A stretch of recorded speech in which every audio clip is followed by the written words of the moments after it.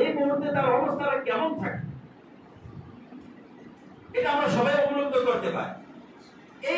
এই যে একটা অবস্থা তৈরি হয়, যদি তার সন্তান মারা গেছে, সে যদি এটা না বলে যেত, রাসূল সাল্লাল্লাহু আলাইহি সাল্লাম মারা গেছে, সাহাবায়ে কেরাম বলতে শিখেছে, যদি রাসূল যখন মারা গেছে এই অবস্থাটা পরবর্তী পর্যায়েও বিরাজমান থাকতো, তাহলে সাহাবায়ে কেরাম থাকতেন। আজকে আমাদের সন্তান মারা যায়, বাবা মারা যায়, মা মারা যায়, যে মুহূর্তে মারা যায়, এই মুহূর্তে অন্তত পক্ষে নারীরা নিজেদেরকে কন্ট্রোল করতে পারে, আর ছেলেদের কন্ট্রোল করা উচিত। এজন্য আল্লাহ রাব্বুল আলামিন নারীদের উপরে বেশি চাপ দেন, তাদের কিছু সুযোগ দিয়েছেন। যেমন স্বামী মারা গেলে সবচেয়ে বেশি শোক আসে, তাকে 4 মাস 10 দিন শোক পালন করার বিধান দিয়েছেন। অন্য কেউ মারা গেলে 3 দিন শোক পালন করার বিধান দিয়েছে নারীরা, পুরুষরা না। নারীরা বাবা মারা গেছে, ভাই মারা গেছে, অনেক ব্যথা পায়, চোট পায়, ও 3 দিন পর্যন্ত শোক মানাইতে পারবে, শোক পালন করতে পারবে। এরপরে আর শোক পালন করা বৈধ নয়, স্বাভাবিক হতে হবে, কারণ এটা দুনিয়াতে চলতে হবে। আল্লাহ রাব্বুল আলামিন এই মুসিবতগুলো রেখেছেন, এক একটা জিনিসের পিছনে অনেক হিকমত রয়েছে।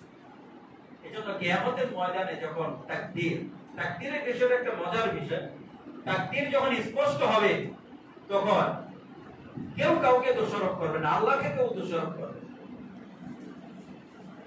বরং কিয়ামতের ময়দানে যখন বিচার হয়ে যাবে, জাহান্নামীরা জাহান্নামে যাচ্ছে, জান্নাতীরা জান্নাতে যাচ্ছে, সবাই বলতেছে আলহামদুলিল্লাহি রাব্বিল আলামিন, আল্লাহ তোমার সবচেয়ে বেশি প্রশংসা তোমার, সমস্ত প্রশংসা তোমার। এই সূরা জুমারের সর্বশেষ আয়াত, ওয়াকিল আলহামদুলিল্লাহি রাব্বিল আলামিন ওয়া কুদিয়া বাইনাহুম বিল হক ওয়াকিল আলহামদুলিল্লাহি রাব্বিল আলামিন। সঠিকভাবে সবার মাঝে ফয়সালা করা হবে। দেখা যাচ্ছে কাফেররা জাহান্নামে যাচ্ছে, বলবে আলহামদুলিল্লাহি রাব্বিল আলামিন, মিছিল সহকারে যাচ্ছে, আর আলহামদুলিল্লাহি রাব্বিল আলামিন, আল্লাহ আপনি আমাদের উপরে জুলুম করেন নাই, আমরাই আমাদের উপরে জুলুম করেছি, আপনি চাইলে আরো শাস্তি দিতে পারতেন, আপনি আমাদেরকে বেশি শাস্তি দেন নাই, আলহামদুলিল্লাহি রাব্বিল আলামিন। আপনি আমাদেরকে আরো শাস্তি দিতে পারতেন, আমাদের উপরে জুলুম করেন নাই, আমাদের উপরে অন্যায় করেন নাই, আলহামদুলিল্লাহি রাব্বিল আলামিন। অনেক সময় বিচারকের কাছ থেকে মানুষ জুলুমের শিকার না হলেও একটা সান্ত্বনা পায়, তৃপ্তি হয়, যে ধন্যবাদ বিচারক, আপনাকে অনেক ধন্যবাদ।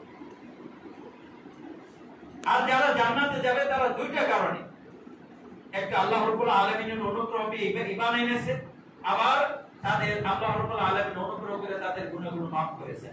এইজন্য তারা জান্নাতীরা জান্নাতে যাবে আর বলবে আলহামদুলিল্লাহি রাব্বিল আলামিন, আল্লাহ তোমার তৌফিকে দুনিয়াতে ঈমান আনয়ন করেছি, ঈমানের উপরে ছিলাম, আবার তোমার রহমতে আপনি আমাদের গুনাহগুলো ক্ষমা করে দিয়েছেন, আমরা জান্নাতে যাচ্ছি, আলহামদুলিল্লাহি রাব্বিল আলামিন ইয়া আল্লাহ। তো তাকদীরের বিষয়টা যদি